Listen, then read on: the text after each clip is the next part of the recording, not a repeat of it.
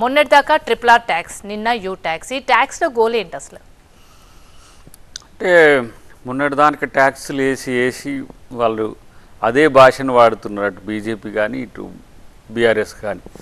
So మేము వాళ్ళని అనలేదని అంటుండ్రా ఏమో అనే విషయం పక్కన పెడితే, మేము కూడా పా ట్యాక్స్ అని మొదలుపెట్టినాం మన TV9 నుంచే. పా అంటే ఏంది? ప్రధాని, అంబానీ, అదాని. సో అక్కడ ఏదో విమర్శ కోసం చేయడం అనేది కానీ ఆధారాలతో కనుక వాళ్ళు బయట పెడితే మనం డెఫినెట్గా వాటికి సంబంధించిన ఎవరు బాధ్యులైనా కూడా వాళ్ళ మీద చర్యలు తీసుకునే ప్రయత్నం చేయవచ్చు. బట్ ఉత్త ఆధారాలు లేని ఆరోపణల వల్ల ఎన్నికలు లేవు, దానివల్ల వచ్చే లాభం కూడా లేదనేది నాకు అభిప్రాయం. అంటే వాళ్ళు ప్రధానంగా చెప్తుంది ఇక్కడ నుంచి ఢిల్లీకి నిధులు వెళ్తున్నాయి అని చెప్తున్నారు. నిజంగానే వెళ్తున్నాయా? ఢిల్లీకి ఎందుకు అంటే వాళ్ళ విమర్శల్లో నాకు తెలిసి సాహేతుకత ఉంటే ఢిల్లీకి ఇక్కడి నుంచి ఇవ్వాల్సిన అవసరం ఏందనేది ఒకటి చర్చ. ఒకవేళ ఇవ్వాల్సి వస్తే మా పార్టీ చందాలు ఏమన్నా ఉంటే మేము చేసి పంపించడం అనేది జరుగుతుంది.